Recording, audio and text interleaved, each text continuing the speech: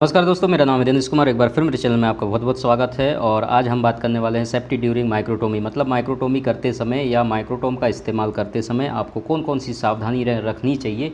बहुत important video है ये, और ज़रूर आप कंप्लीट पूरा देखें, आपको समझ में आएगा। अगर आप हिस्टोपैथोलॉजी लैब में जाते हैं या हिस्टोपैथोलॉजी लैब में काम करते हैं तो आपको पहली चीज़, सबसे ज़्यादा जो नुकसान अगर आपको हो सकता है तो वो यही हो सकता है माइक्रोटोमी करते समय, और आपको बहुत ज़्यादा नुकसान हो सकता है।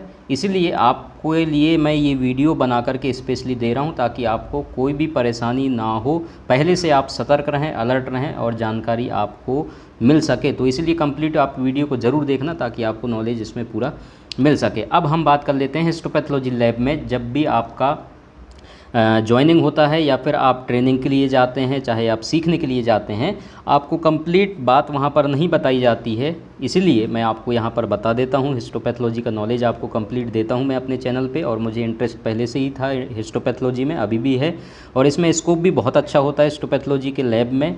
और इसीलिए आप लोग अगर इंटरेस्टेड हैं हिस्टोपैथोलॉजी में काम करने के लिए तो आपको ये चीज़ें जानना बहुत ज़रूरी है। और आप पढ़ भी रहे हैं तो कभी ना कभी आपकी पोस्टिंग हिस्टोपैथोलॉजी लैब में होगा।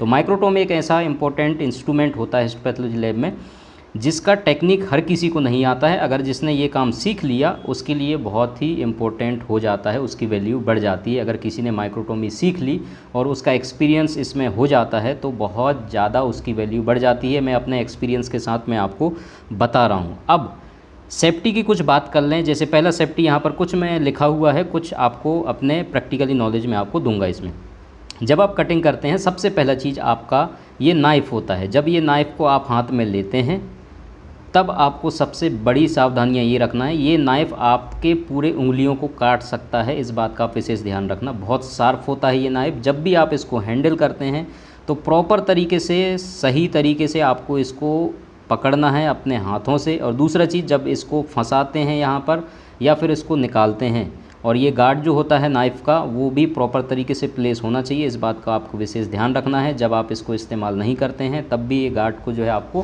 प्रॉपर तरीके से प्लेस करके रखना है। अब ये नाइफ़ जो होता है इसको जब आप इस्तेमाल करते हैं यहाँ पर लगाने के लिए या निकालने के लिए, या फिर आप माइक्रोटोमी कटिंग करते हैं, तब आपको जो है ध्यान, छोटी छोटी बातें क्या रखनी है। ये जो होल्डर होता है ब्लॉक का, जब आप ब्लॉक फंसा रहे होते हैं यहाँ तो इसको ऊपर करना पड़ता है। तो ये जो लॉक होता है, ये रेड कलर का बटन जो है ये लॉक वाला है, इसको प्रेस ज़रूर करना है। कई बार हम भूल जाते हैं लॉक बटन दबाना और ब्लॉक होल्डर ऊपर रहता है, और जैसे ही हम इसको हाथ में लगाते हैं और यहाँ हाथ रखते हैं, ब्लॉक को ले जाते हैं तो सीधे ये नीचे आएगा और आपका हाथ जो है, उंगलियां जो है कट जाएंगे। ये मैं प्रैक्टिकली अपने आँखों से देखा हूँ। कई लोग आकर के लैब में इस तरीके से अनजान बन करके आते हैं और काम करने के लिए और सीखने के लिए, और डायरेक्ट जो है उनको बोलते हैं कि हमें सब आता है, और डायरेक्ट वो अपने हाथ काट चुके होते हैं या अपनी उंगलियां काट चुके होते हैं। तो इस बात का आपको विशेष ध्यान रखना है। अगर नॉलेज नहीं है तो पहले सीखना है प्रॉपर तरीके से, उसके बाद ही आपको इन इंस्ट्रूमेंट में हाथ लगाना है। जब आप इसको ऊपर करते हैं ब्लॉक फंसाने के लिए तो आपको प्रॉपर लॉक बटन दबाना है। उसके बाद भी आप कंफर्म नहीं हो जाना कि ये लॉक हो ही चुका है। कई बार ये काम नहीं करता है कई मशीनों में, और आप बटन सोचते हैं दबा चुके हैं और कंफर्म हो जाते हैं। आपको फिर भी सावधानी रखना है, इस हैंडल को थोड़ा सा हिला करके देख लेना है कि कहीं मूव तो नहीं हो रहा है वो।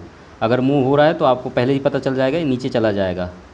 उस बात का आपको विशेष ध्यान रखना है पहले से। ठीक, अब हम बात कर लेते हैं नेक्स्ट। ये जो आपका वाटर बाथ होता है बहुत इंपॉर्टेंट है। ये बहुत क्लीन होना चाहिए वाटर जो इसका। जैसे आपने ये सेक्शन लिया इसमें और 2 सेक्शन आपने उठाया, बाकी सेक्शन इसी में रह जाएंगे, तो उनको क्या करना है, पेपर जो होता है उससे आप लेते हैं उनको क्लीन करने के लिए, और पेपर से पूरा जो है ये हटा देते हैं, और पेपर में ये सब चीज़ें चिपक जाते हैं जो भी कुछ रहता है, और वो पेपर को दोबारा आपको इस्तेमाल नहीं करना है, वो पेपर हटा देना है क्योंकि उसमें ऑलरेडी कंटामिनेशन रहता है। इसलिए जब भी आप दोबारा ये फ्लोटिंग को हटाने के लिए पेपर यूज करेंगे वो नया यूज करेंगे। और अगर हो सकता है पॉसिबल तो एक सेक्शन लेने के बाद आप पानी भी इसका चेंज कर सकते हैं। अगर आपको लग रहा है ज़्यादा कंटामिनेशन है या गंदा है पानी तो आप पानी चेंज कीजिए और साफ़ पानी आप दोबारा इसमें रख करके ये इस्तेमाल करें। तो उस बात का आपको विशेष ध्यान रखना है ताकि नेक्स्ट सेक्शन में आपको कंटामिनेशन के चांसेस ना रहें। उस बात का जो है आपको विशेष ध्यान रखना है। ये तो आपको प्रैक्टिकली हमेशा इस बात को विशेष ध्यान रखना है। जब आप ये माइक्रोटोमी करते हैं तो ये सेक्शन, रिबन सेक्शन आपको जो है मिलना चाहिए प्रॉपर तरीके से। और जब आप इसको उठाते हैं, हाथ से उठाते हैं, तो आपको विशेष ध्यान रखना है ये माइक्रोटोम का नाइफ़ जो ये लगा हुआ है ये इससे कटने के चांसेस रहते हैं। इसलिए आप प्रैक्टिकली जब आप करते रहते हैं काम तो आपको नॉलेज होते रहता है और आप उसके लिए हमेशा जो है अलर्ट रहते हैं, आपके हैबिट में आ जाता है वो। अगर आप पहली बार इस्तेमाल करते हैं तो छोटी छोटी सावधानियां हैं जिनको आपको ध्यान रखना है ताकि आप इन चीज़ों से बच सकते हैं। तो जब भी आप नेक्स्ट सेक्शन लें तो उसको पानी को आपको वही चीज़ साफ़ करना है, वही चीज़ यहाँ पर लिखा हुआ है, कंटामिनेशन चीज़ों से जो है उससे बच सकते हैं।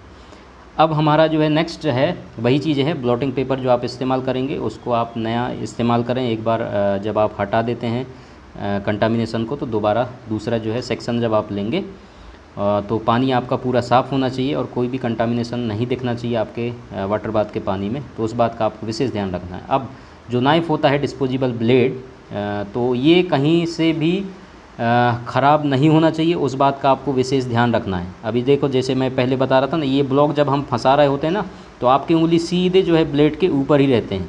तो इस बात को विशेष ध्यान रखना, ये लॉक है या नहीं है उस बात को ध्यान रखना है। लॉक होगा तभी आपको ये उंगली ले जा करके ब्लॉक होल्डर में रखना है, ब्लॉक को फंसाना है और ये टाइट करना है ऊपर से, नहीं तो सीधे नीचे जाएगा और आपकी उंगलियां भी साथ लेके जाएगा और सीधे उंगलियां आपके कट सकते हैं। तो वही चीज़ मैं आपको बता रहा हूँ। तो पहले तो अपनी सुरक्षा आपको देखना है, अपनी सुरक्षा आपको ध्यान रखना है और ये ब्लेड निकालना है और लगाना है उस समय आपको ध्यान रखना है किस तरीके से प्रॉपर इसको पकड़ना है। ऊपर कहीं से भी आप धोखे से आपकी उंगली चली गई तुरंत जो है आप कट सकते हैं, बहुत शार्प रहता है ये नाइफ, उस बात का आपको विशेष ध्यान रखना है।